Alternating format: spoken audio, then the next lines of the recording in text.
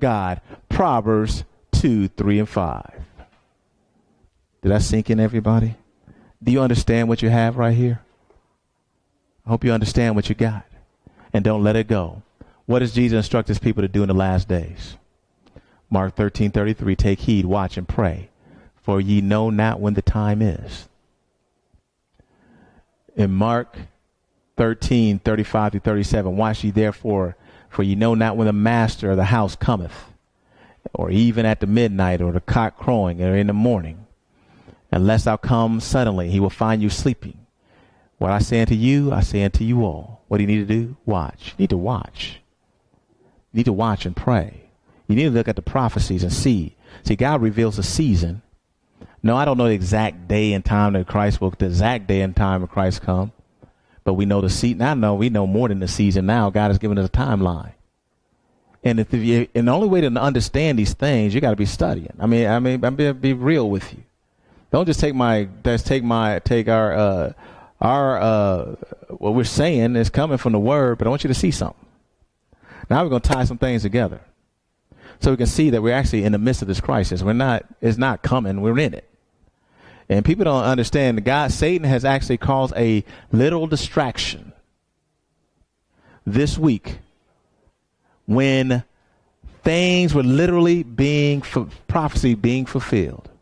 What's happening in Charlotte, North Carolina, which is a little hour away from us. Praise the Lord, we live out in the country, right? Because I remember we were actually downtown. We were downtown that Wednesday. Happened to be there. We're working on a music project that we'll be doing, let you know about soon. And we were working on, they went to the violin shop to get their violins tuned and exchanged or whatever. And it's close to downtown. I remember driving through. I said, how do people live down here? Literally. I mean, they build more. You see how much stuff? You've been to Charlotte lately? You see how much stuff they're building? It's unbelievable. I'm like, it wasn't this. When I lived in Charlotte, it wasn't even close to that many buildings downtown. I mean, today they're building everywhere I look, I'm seeing skyscrapers going up. And a lot of these are buildings and apartments, rather, where people actually live downtown. This is not the place. Being in the big cities is not the place to be in these last days, because you're going to be shut down, just like what happened, that gas crisis that happened. God's letting us know. He's letting us feel some stuff. He's letting us know when that gas crisis happened, a pipeline leaked somewhere in Alabama so people couldn't get their gas here in the South. And where were the first place that lost gas? Was it Waysboro? It was the big cities. Raleigh, it was gone within hours. Charlotte, gone within hours. And Sean just told us during prayer that he saw trucks from Union County and buses from Union County lined up down here at the school buses lined up down here at the BP in Waysboro, taking up our gas. I'm telling you, this ain't the time. You're on the internet. This ain't the time to be in a big city. Get out. The mark of the beast crisis is right upon us. Matter of fact, we're in it. I can tell you. Let me show you something.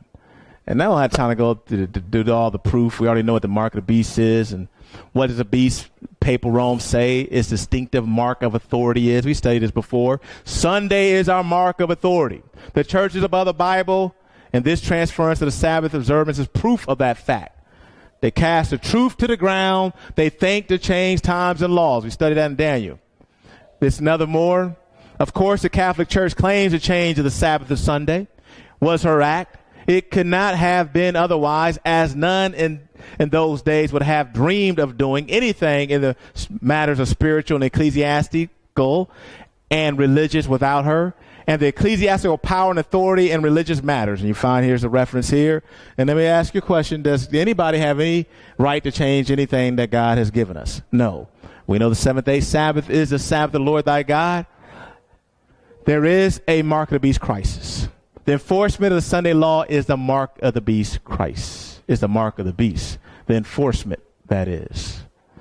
But one thing you have to understand, just like most people didn't understand, which I am now clearly understanding more and more, it's not going to be boom at first. This is the Sunday law. It's coming on October 21st, 2016. Everybody be ready. No.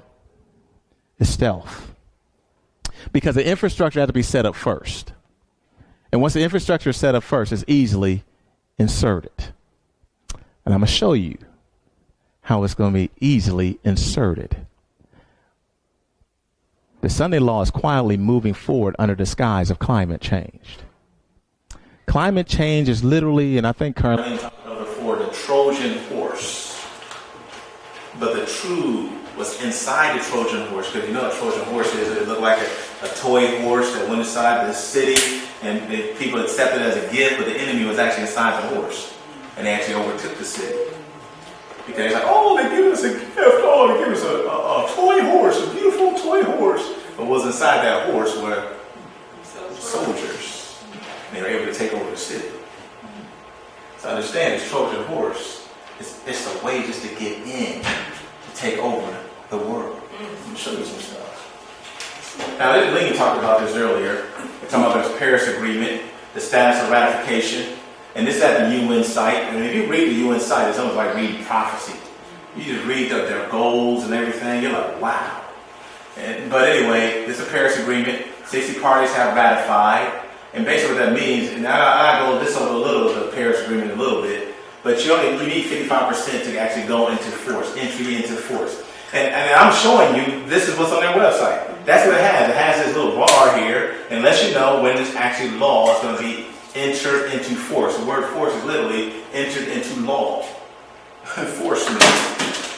But it's now law, but then they're going to be put together measurements to enforce that law. But as time goes on, it's going to get tighter and tighter and tighter. It's not going to be boom all of a sudden yet. But it's going to ratchet up as time goes on. Now, this Paris Agreement was open for signature on April 22nd, 2016. And but anyway, I'm going to continue on. So, I want you to see this piece, but this is where we're at, literally, right here. I have the latest slide on that where they actually say they're entry into force, and they're at the next level. That's on the slide.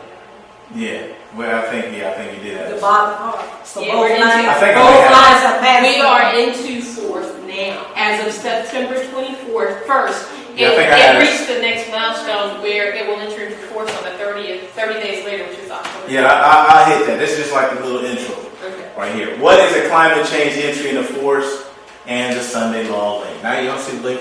Y'all ready for it? You don't see the link? Here we go. Here's the Paris Agreement. Paris Climate now. I read it. It's the most vaguest document ever.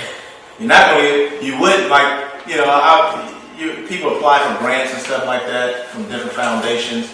And usually when they're applying for these grants, even small and great, you got to show what you're going to do. You got to give details.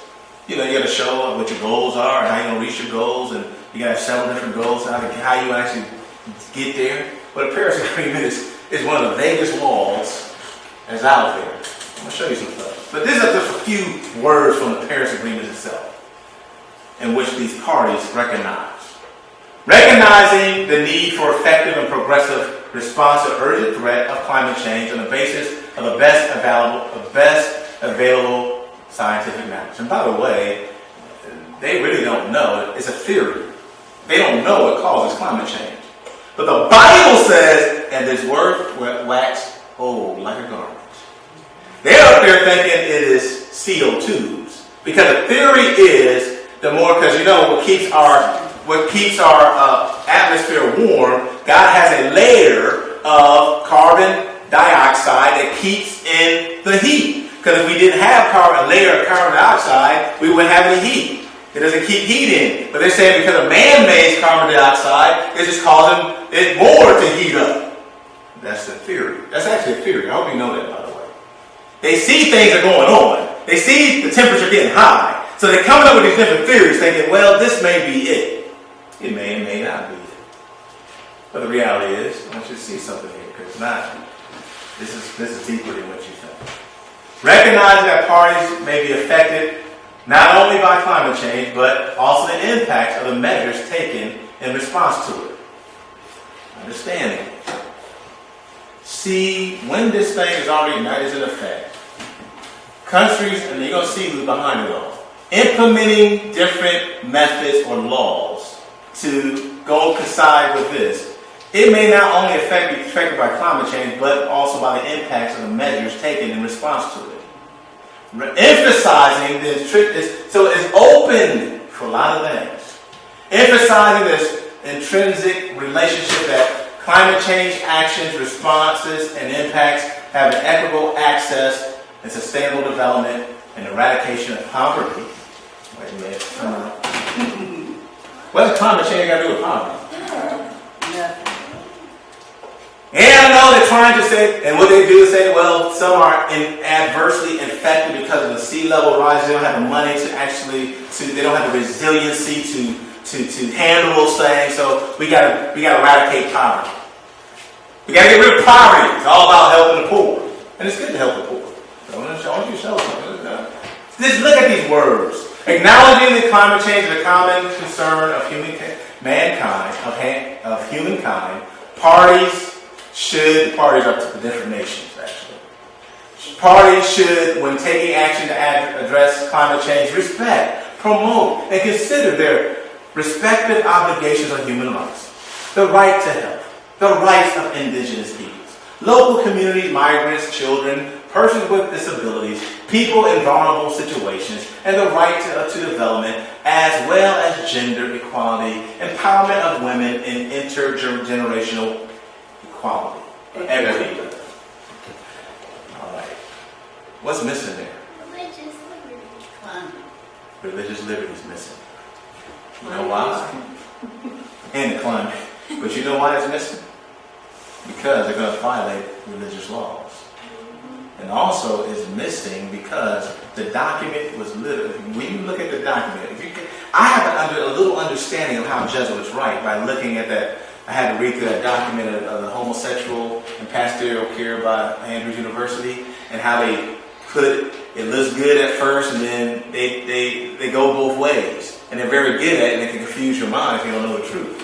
It's the same thing with this whole climate Paris Agreement. And I'll show you Jesuits being part of this. I'm going to show you. You're part of this thing. That's why it's a confusing document. Jesuit wrote it. Set it up. Article 6, number 8. Parties recognize the importance of integrated, holistic, and balanced non-market approaches being available to parties. What is that?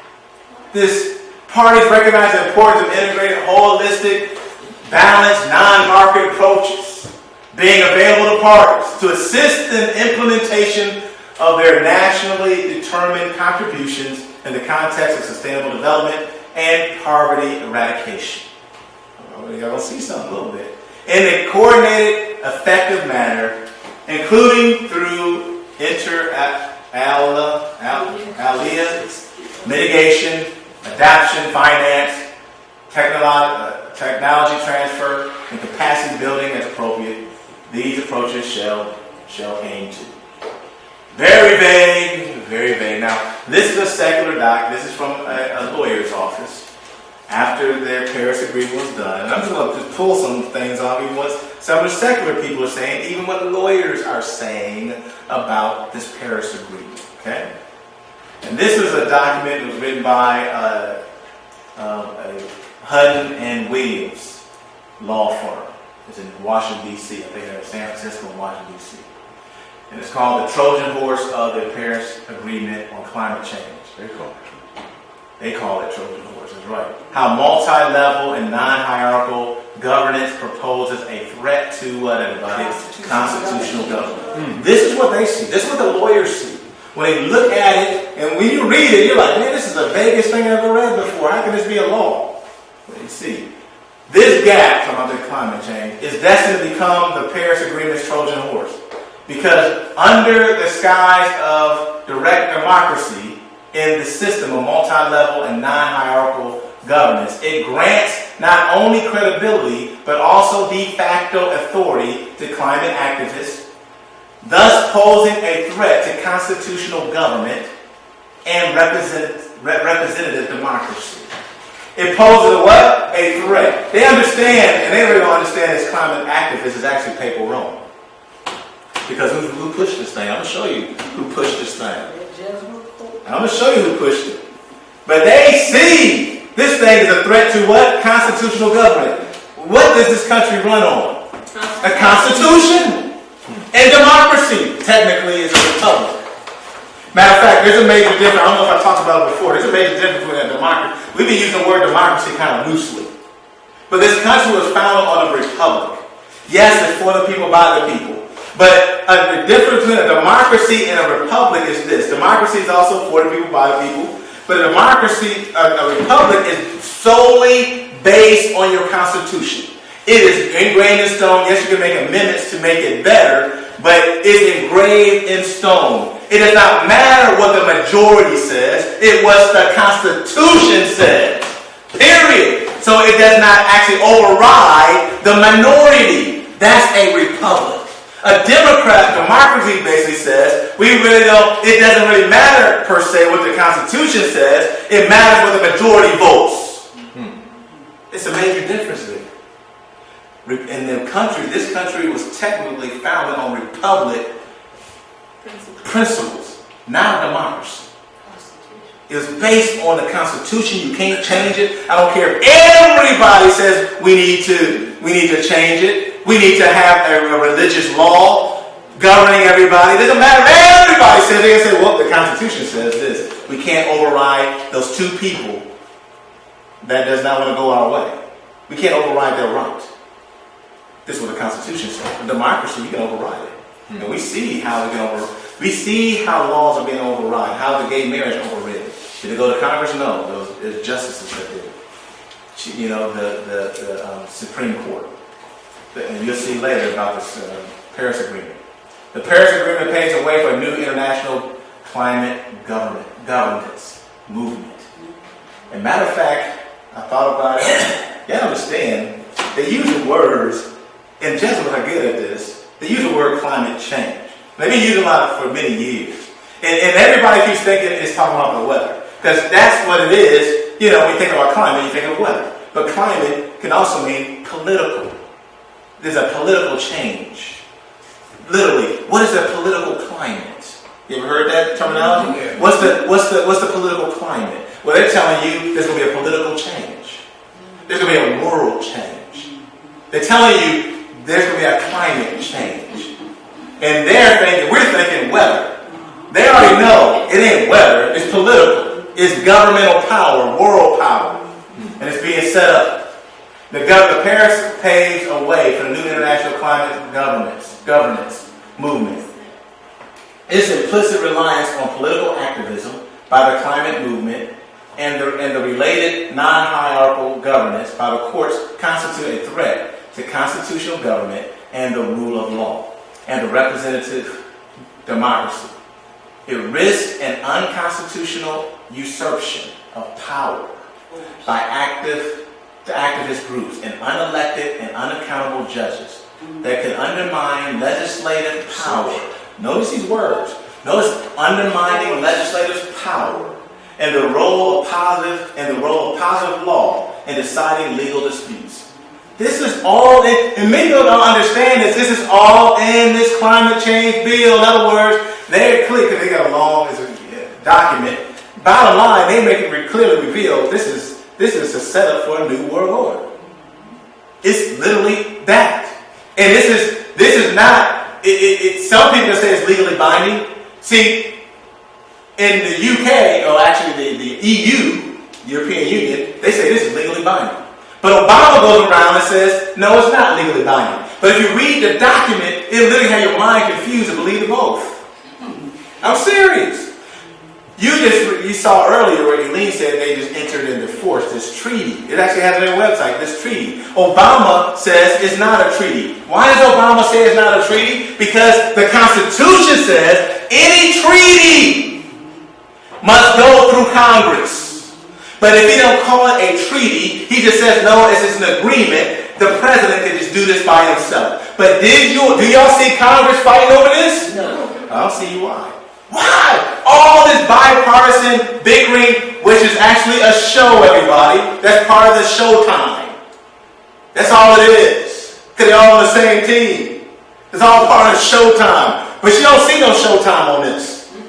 None! Because you got the Charlotte thing going on. You got all these police shootings going on. You got ISIS and quote unquote ISIS and putting bombs in New Jersey and New York. All this happening at the same time is not happenstance. Bottom line, this is all undercover. Two key objectives is climate change of this Paris Agreement. Two key objectives: papal world rule, which he has control. You'll see he's actually already set up. The structure's already set up in the Sunday law. But it's going under stealth. And they got to get it set up first before they actually start putting teeth in it. And the Paris Agreement is already set up that way. It's set up where they agree as bodies to begin to put other things for climate change and for poverty and the poor. I'm going to show you something. Common good. What is the leak? Who is behind the deal? Yeah, most people don't know about this. Now, we know the Paris Agreement was in December 2015. It's called the COP21. The reason why it's called COP21 is talking about the Conference of Parties. Parties are basically nations, right? And the reason why they call it 21 because it took over 20 years. I'm going to read this. In 2015, United Nations Climate Change Conference, COP21, or they call it CMP 11, was held in Paris, France, from November 30th November to the 12th of December 2015. It was the 21st yearly session of the Conference of Parties. That's where we get CO21. From 1992, the United States Framework Convention on Climate Change.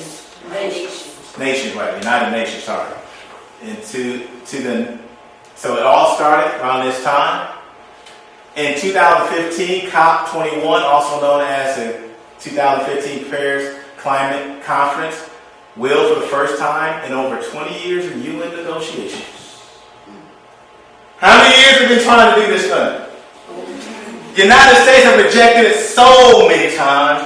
China said no so many times. But all of a sudden, they are locked together. Even China in America is fighting over South China Sea. And China is hacking America's computers. But they locked in together on this. For the first time in over 20 years, aim to achieve a legally binding and universal agreement on climate. The aim of keeping the global warming to below 2 degrees Celsius. Matter of fact, when it comes to the climate, that's the only details they give. That's it. Our goal is to get it under 2 degrees Celsius to 2020. They say way down the road. No real details how. But it's a binding agreement. Over 20 years of negotiation. What? Who made the difference in 2015? Over 20 years of negotiation. Over 20 years! They couldn't do it for 20 years, but then 2013, a new 15. 2013, a new pope comes in. Makes a whole difference. I want you to look at it. Let's just kind of go back in time, all right? So I can build this case real quick, so you can see the connection. We're going to go back in time to December 27, 2014. Pope Francis' edict on climate change will anger deniers from U.S. churches. That's what they're thinking, right? Man, this thing. Well, let's look at what this article says on the Pope here. He has been called the Superman Pope. It would be hard to deny that Pope Francis has had a good December. Cited by President Barack Obama as a key player to the thawing relations between the U.S. and Cuba, and the Argentina Pope Pontiff followed that by. But can Francis achieve a feat that has so far eluded secular powers and inspire decisive action on climate change? And this is all coming from the article now. The reason for the frantic activity, says Bishop Marco Serrano, Chancellor of Vatican's Pontifical Academy of Sciences, is the Pope's wish. Look at this now. It's the Pope's whose wish? Pope's wish to directly influence next year's crucial UN climate meeting in Paris, when countries will try to conclude 20 years of fraught negotiations with a universal commitment to reduction of emissions. y'all seeing this? Direct influence, everybody. All these years! But the vacuum is there and paper Rome is taking over. Pope Francis to issue climate change. Now we're going December, we're still in 2014. A lot of us missed this because we didn't know it was going to be like this. So now I got to go back, right? And now get the full picture. We've seen some of these things. Sean presented some of these things in the past. I presented some, and Carlene did, but I just want to kind of go back. Pope Francis to issue climate change call to arms for the world's Catholics and measures that would anger Vatican conservatives. They ain't angry no more, because look at this. But they were angry at first. According to Bishop Marco Serrando, the Chancellor of Vatican's Pontifical Academy of Sciences, looked at the other article, was saying the same thing. The Pope wants to have what? Direct influence on the vital 2015 UN Climate Conference in Paris. It's showing you it came from some other sources too. But I want to put this there because it said at the end, the culmination of decades of negotiations that will help determine the planet's future. You see, the articles wrote a little bit different. Here they talk about the commitment to reduce emissions. Right here is to determine the planet's future. The Pope last spoke out on climate change earlier this month when countries, now this is in December 2014, the Pope last spoke out on climate change earlier this month when countries assembled for UN summit in Lima, Peru. Then nations agreed upon a draft document that will form the basis for talks in Paris the next year. That's 2015. That's when they actually had the Paris Agreement time, right? But they actually already draft a document. They did what, everybody? Draft a document. Who's there? Pope Francis. Francis addressed his message to Manuel Pagar Vidal, the Peruvian environment minister, when he said the world can only slow climate change if we act together and agree. The time to find global solutions is running out, he said. And this is at the UN site. But this is found, this is April 2015, April 28th. This particular article. It's kind of moving up in time quickly. At Vatican meeting, UN chief. Who's the UN chief? Ban Ki-moon. Yeah. We heard his name so many times. At first I couldn't even pronounce it. Ban Ki-moon. He's the chief. In other words, he's the head man in charge. And Pope Francis discusses climate change in the Mediterranean migration. During a meeting with His Holiness, with Pope Francis today, United Nations Secretary General Ban Ki-moon said he very much looked forward to the Pontiff's encyclical on climate change, which he said he believed would act as a moral voice on the issue. Who's talking here? The UN Secretary, the head chief. I'm looking forward. Now, this is before the encyclical came out. Can the Pope shift climate change debate? They've been doing it for 20 years now. April 28th, 2015 is we're on. We're continuing. Pope Francis is due to issue encyclical on climate change in June or July this year, 2015 that is, ahead of UN climate talks in December. Will he make history? Some believe that it could influence other faiths, potentially shifting the central focus of debate from science, technology, and economics toward ethical and moral values. What? You're going to shift it from this to what? Ethical and moral values. Come on, everybody. So this is a cycle. So is this encyclical also aimed at making history? The Pope has explicitly stated his desire to make a contribution ahead of UN climate talks. A key test may be the Pope's tour of the U.S. in September 2015, which already happened, which will include an address to the joint session of the U.S. Congress on the 24th, the first Pope ever to do so. Matter of fact, you read through some other articles, that was his desire. It wasn't Boehner, per se. Boehner got a call from,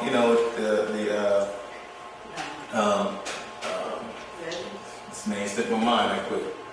But Boehner, he was the majority leader of the Senate, over the House of Representatives, I should say, not the Senate, over the House of Representatives.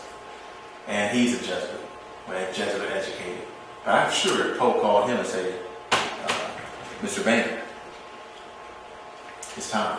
Yes, sir. All right. What comes out in May 24th, 2015? Matter of fact, it actually came out a little earlier than we anticipated. It was already written earlier. He had a good team of people working on it. People actually thought he wrote it all by himself. No, that's a lot of pages. Here it is, everybody. Let's look at this again so you can be reminded. This is on 237 under the encyclical on climate change. I want you to be reminded. We've read this before, but just be reminded. And this is what he says about climate change, how we need to deal with climate change. This is one of the solutions. On Sunday, I participate in the Eucharist. That's a special importance. Sunday, like this Jewish Sabbath, is meant to be a day that heals the relationship with God and ourselves, with others in the world. Sunday is the day of resurrection. Sunday is the day of the resurrection, the first day of the new creation, the first fruits. Now, this is not true. This is not biblically true. This is what they say, though. Sunday is the day of resurrection, the first day of the new creation, whose first fruits are the Lord's risen humanity, the pledge, the final transfiguration of all created reality. It also proclaims man's eternal rest in God, and we'll continue on, etc., etc., etc. I'm going to go down to here, skip it on down. It protects human action. It does what? Protects human action from becoming empty activism. Notice here. It also prevents the unfettered greed. This Sunday Eucharist, going to church on Sunday. Eucharist, we know Eucharist is blasphemous. We talked about that before. Matter of fact, Papal Rome believes, if you study it, and you find in the book also, the book, The Mark of These Crisis, Papal Rome believes everybody should keep the Eucharist. If they don't, there's a grave sin. Every Christian should keep the Eucharist. And if they don't, it's sin. If you're not keeping the Eucharist, it's sin. It protects human action from becoming empty activism. It also prevents unfettered greed and a sense of isolation, which makes us seek personal gain to the detriment of all else. The detriment of all else. Skipping on down. Rest opens, talking about the Sunday rest. What kind of rest, everybody? The Sunday fall Sabbath rest. Rest opens to our eyes, to a larger picture. Catch this now. And gives us a renewed sensitivity to the rights of others. Let's take it back. What did you read? Remember we talked about the climate change? Remember reading about the rights of others? And so the day of rest, centered on the Eucharist, sheds its light on the whole week and motivates us. What does it do? It motivates us to a greater concern for nature and the poor. You see that? That's all part of that climate change deal. Matter of fact, you put them close together, you see it. Paris Agreement talking about eradication of poverty. This is what they're talking about, addressing the poor.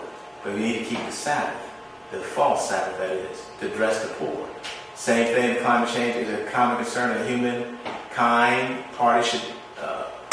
This common concern of humankind party should, and when taking action to address climate change, respect and promote and consider the respective obligations of human rights. And that's what it also says here. Sensitivity to the rights of others. This day of rest. You see the connection there? It's already opened, everybody. It's right there. They just slide it on in. See, they ain't used the word Sunday on here yet. They ain't put the word Sunday in there. Everybody's looking for the word Sunday. It'll be there. Because who's all behind this? It's stealthily being set up. Now we move forward. July 21st, 2015. At Vatican. Now he has to promote this thing. He got his encyclical now, it's out, and now he's making his tours. That's what he did. He started making his tours next. He had mayors from around the world, from major cities, come to Vatican to talk about what, everybody? Climate change. Matter of fact, Jerry Brown, famous mayor, famous governor in where, everybody? California, one of the largest economies in our United States. That same day, he's there, and he's pushing He is pushing climate change. He's using his weight. Let's look what the article says, Los Angeles Times. Brown said he has no faith in Congress to act on global warming and urged the 60 mayors from around the world attending the event to take action to cut greenhouse gas emissions. It's up to you guys. Now you notice something here. After the signal goes out, there's anybody talking about, except those who are watching, about that Sunday Eucharist, Sunday worship? Nobody. They're all accepted. Brown threw his weight around behind Francis' encyclical, Laudato Si, issued in May, in which the Pope linked poverty to creeping climate change and urged action to alleviate both. Human trafficking also will be discussed at today's conference. Continues on, and Governor Brown is another article. And you've ever seen Governor Brown? I've seen him in the past. This dude's a fiery speaker. He's fired up speaker. One of those, preacher type speakers, right? And he's putting it out there. Calls mayors to light the fire on climate change. And then notice Jerry Brown. He's a what, everybody? The former Jesuit seminarian. Seminarian. There you go. The former Jesuit seminarian. I did a little research on him. Some people think, he just dropped out of school. No, he was there for 3 years at Santa Clara University, which is a Jesuit university of the West. Powerful university. A lot of people come from there that's in Congress. And he threw his, matter of fact, and after, it's interesting, when he finished his studies as a seminarian, he becomes a lawyer. And then once he became a lawyer, he got into politics right away. But he threw his weight around on the recent encyclical Laudato Si, a powerful document in which the Pope spells out his belief that creeping climate change is contributing to global poverty. It's interesting how he's spinning it now. Now, climate change is causing people to be out in the streets. No. Homelessness. I didn't know climate change caused a person to just be poor. And they can't, come on, man. Faith leaders now, in June 18th, the same month, I'm just showing you real quickly, just go ahead and move through this. Faith leaders praised Pope Francis' historical encyclical defend against the backlash. They just praised it. They said, this is the best thing ever. The reference to the earth, his encyclical was on point. We approve of the encyclical. That's what they're saying. And we know what happened September 2015 and understand. He's continuing on his tour of the world, become the world's superpower. Become the sole ruler. He continues on. September 2015, we already know, went to Washington, first time ever. He spoke. And then we saw him speak at the UN. He spoke at the UN. He spoke, during this time, he spoke at Congress for the very first time, where legislators make rules, make the laws. And there's a reason why they're not balking it right now, because he was already here last year doing a speech on climate change. Ghanaian Carl, that's what they call him, Carl Peter Turkson, the lead consultant on Pope Francis' encyclical on the environment. Yeah. Matter of fact, you do some more study, he was actually one of the main contributors. He's actually one of the main ones that wrote. Contributed significantly, that's what I wrote, to the writing of the launch of Laudato Si. I get my Italian right. I did get it right. Part of the envoy that went. So he was a main contributor to the encyclical. The main one. Not only that, because the Pope didn't have to go, but they were in the negotiations. Part of the envoy that went to Paris to influence the Paris Agreement on climate change December 2015. They were there.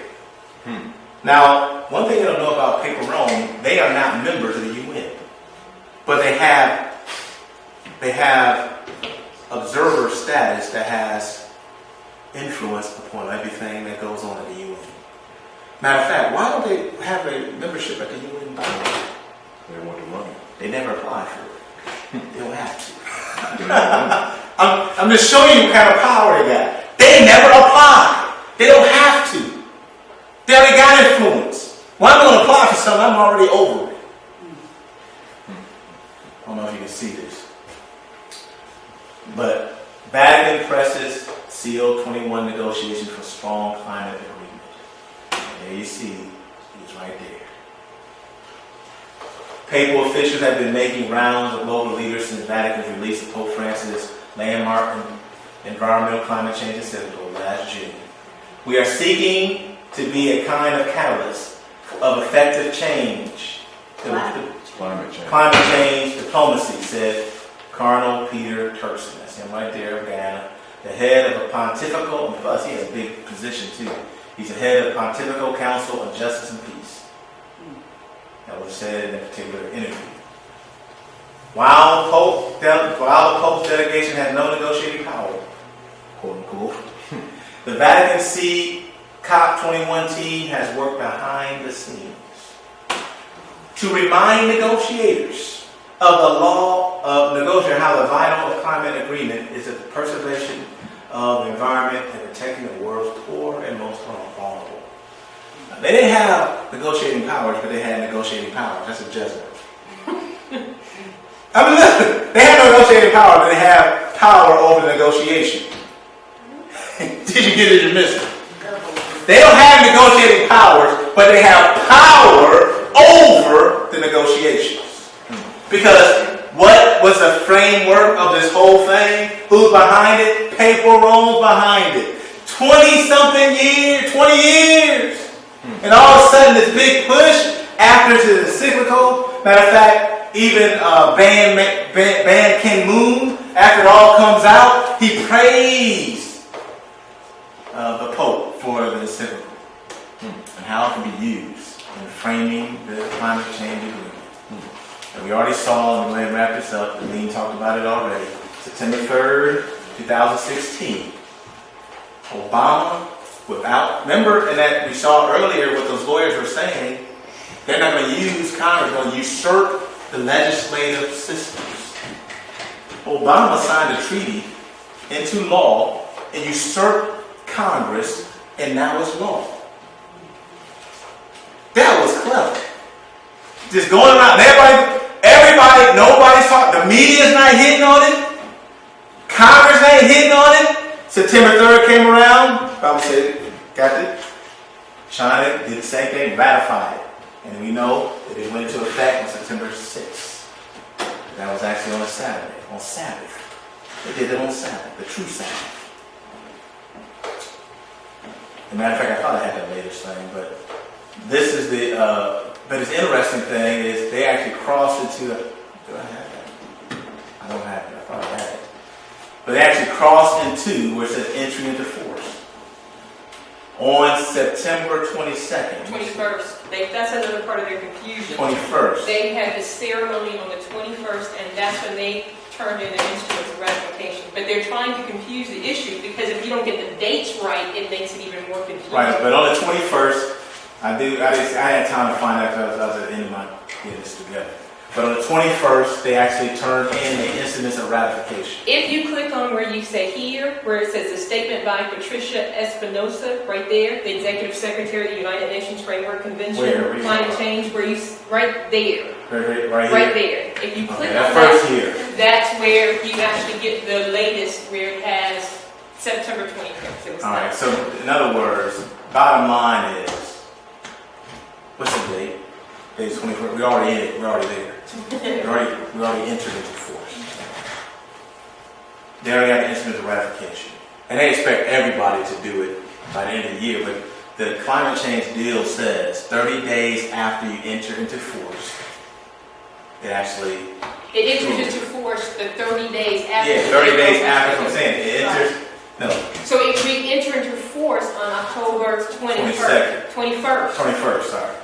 October 21st, we enter into force. I mean, that's when it actually. Yeah, we're on the becomes road on the legal. next level. And there's nothing Now, that wait, can let me stop it. explain it. You can do First, nothing it's to been stop it. ratified, it's been signed and ratified. Down That there. was the 21st. But according to the agreement, after your party, after your nation signs it and signs it by ratifying it, that's what they're doing. After they got the After they got- 55%. Yeah, after they get that. 30 days afterwards. Right, but after 30 days afterwards, Automatic. but technically it goes into force 30 days afterwards, but they have to have 55% of the people who actually ratified it. 55 of the parties. Correct, 55% of the parties of the COP, of the Conference of Parties, which is over 195 nations or something like And the that. bottom part as well, 50. Right. So once they get that, but they already got it. Yeah. Well, But what I'm saying is, it's already ratified, Right. and 55% is already done. So on the the 21st, 55 about- parties are already done. yeah, It's 55 already done. parties are already done, but they're already here. That's part of the confusion Right, that they've hold on. done. They But still on the first screen, on the top screen, it has 197 parties. You see that, That's everybody? countries, nations. That's countries, nations, right? 60 parties have already been ratified. And the first sentence on the top says, Right there. once you get 55 parties to do it, not 55%. That's part of the confusion. They had 55 parties plus the 55%. Once you get the 55 parties above that number, they're saying that's an estimated 55%. Once you go over above 55, that's part of the confusion. That first sentence right there tells you, you enter into force. They've got 60 parties there. They enter in, that's their entry into force point. Once Right they here, get because there, this line right here shows entry into force. So literally, right, it's already that's when crossed. they did it. All right, so in other words, the That's- 60 parties are ratified, and you see the first bar, because it can be kind of The confusing. second bar also has to be 55%, Right, this- because I scrolled down and I read the whole thing. Right. But it says once both of them have to be at 55%, that's global, Emissions. yeah, emission. Both of them have to be at 55%, and once both of them are at 55%, then that's the 30 days go into effect from the time that both of them. Can I show you that slide real quick? Can you get it over? Because that's important, because this is what's causing people that's what's causing people not to know it, and they did it intentionally to confuse the issue. But the bottom line, before you do that, but the bottom line is, going to go ahead and wrap it up. Because the bottom line is this. This is the bottom line, to take away the confusion. We're at 60 parties have already ratified, all right? They are already on target for the entry into force on the 21st of October. Bottom line. That's the bottom line. So we're already in target on October 21st. And the rest is just, the rest of the parties, everybody that's going to sign there, that's all just academic. In terms of where we are now, it will be entered into force on the 30th day after the 21st of September, which is the 21st of October. In other words, this goes into universal law. It's already national law. It's already national law. We already in the treaty. We're already in the agreement. Obama signed us in it already. And for those who want, on the other slide, when I did the presentation, it has September 21st as the date, and that is a key date in that picture. Right. Yeah, that's just the first one I pulled up when I was trying to get some slides together real quick. If you want to review it again, they can go back. But we'll hit some of that. But what's Revelation 13, 3, 7, through 17, verse 7. I'm just going to skip along. I'm going to read, because we already know who the lamb-like beast is, know who the beast is. That's Papal Rome himself. That talks about the beast. The lamb-like beast, we find in Revelation 13:11. That is the United States of America making an image to the beast. Let's just look at that last piece. Let's look at Revelation 13 as we wrap it up. I know we're going to continue, but we got to wrap it up right now. Start with verse 15. And he had power to give life unto the beast, to give life unto the image of the beast. And the image of the beast should speak and cause that as many as it would not worship the image of the beast shall be what? Killed. And he causes all, both small and great, rich and poor, found free and bond, to receive a mark in his right hand or in his forehead, and that no man might buy or say. Say that it had a mark, or the name of the beast, or the number of his name. You know, here's the wisdom.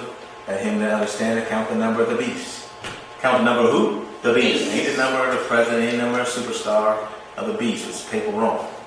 And that number of a man, the numbers of a man, and his number is 603 score and 6. That's 666. And we already know who that is. That's the Pope himself. We studied that before. This is reality, everybody. Just like we have this, that's our little slogan we say from time to time about youth force. Youth force camps. We say, it's a reality, youth force. Well, this is reality. This is going on. We are in the timeline of prophecy. It's being fulfilled. You know, and by the way, this is a side note.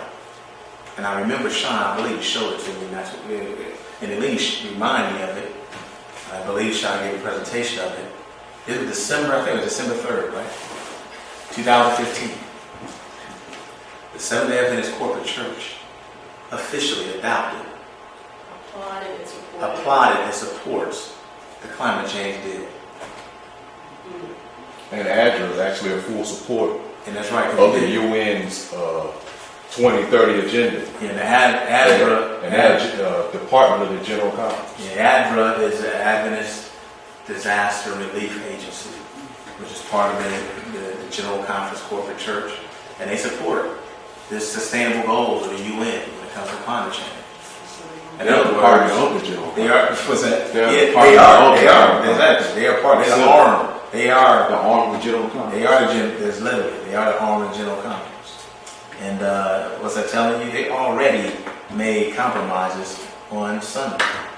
We already know about the Sunday surge that the churches are doing, how they get praised for having the church Sunday surge services and things like that. We already know about all that. This is now, it just kind of puts some things more together so you can see the trend, so you can see that we're in it, y'all. We in it. So what's that telling you? If we're in it, we're in a loud time. We're at the beginning of the loud cry. This is the beginning. This is the beginning. But it's going to start to ranch up more and more. And you're going to see it's going to become more prominent, where people have to make a decision for which way you want to go. That's why it is time to give the loud cry aggressively like never before. The loud cry on the truth of God's word, the truth about the Sabbath like never before. Because God has a people in Babylon. And they don't know that Babylon is fallen. God has a people that were going to be called out. And now's the time to call them out. And yes, you will be persecuted. It ain't no might. You will. As you present the truth about the Sabbath, about the mark of the beast crisis, getting out of Babylon, as you present it to the churches, our goal is to get the book to every single church around here, every pastor. Every pastor. So you know if a pastor don't have a book, just give it to them, man. You need to read this. You don't have to say much. You can say what Nehemiah says. You want a free book? Yeah, here. Let the Holy Spirit lead you. You don't have to be a preacher, an evangelist, even if you're just able to give out the book, or a book, great controversy, whatever, that's giving this truth. Do it. Now is the time to invest and put money in books in ways to get this lasting message out. Because our money ain't going nowhere and it's going to rust away anyway. So it's time to get all we can do to get this truth out to literally almost everybody you see. This is it. Amen. Because when we do that, that's something. Remember it said the tidings out of the east, out of the north, it makes them upset.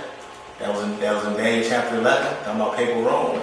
That's what we're going to see. They're going to get over it. They already got the infrastructure. Do you see the infrastructure already set up? Is it set up? How much more evidence do you need to see that it's all set up? It's all there. It's all there. In history, and as it'll all reveal itself as we continue to go forward. But let's pray. Oh Lord, we spent much time today studying your word. And we thank you, Lord, for that time. Because the reality is, even though it's takes time to study these things, even as a group, there may be a time where we can't even study like this. That's the reality. Not maybe a time, there will be a time when we will study like this. Because we can see that the prophecies have been fulfilled. They are being fulfilled right before our eyes. And you said the wise will understand. And we just pray, Lord, that out of sincerity, asking you to continue to give us your light. Because, Lord, even as I did the research on this, I didn't realize how deep it really was. I knew it was deep, but it was laid out right there. It's very clear. And even Spirit of Prophecy reveals how stealthily this thing is going to move into the Sunday law. And many times we think there's going to be a big announcement at first, and then we get it all together and get it right before the time. There's no big announcement. There's no big announcement at all. So, Lord, I'm just praying for those who are nominal that they get it right before it's too late. And those who are still holding on to sin, they let it go. That they see the greatest treasures in the God's Word is greater than anything else in His world. And as they obey God's Word, may you give them more and more light and truth. Oh, Lord, help us. We know not everything. We recognize and realize that we need your help in understanding these last day messages. And we're praying, Lord, that you enlighten our mind even more. As we share your word, give us more. That's our prayer and our desire. Help us this week, Lord, as we don't know what's before us. As we saw what happened last week, we know what's before us. It's some challenges. But Lord, may we not be distracted by all the various things that's going on, but may we get into your word like never before, we pray. We love you in Jesus' holy name. Amen. Let's just stand and sing.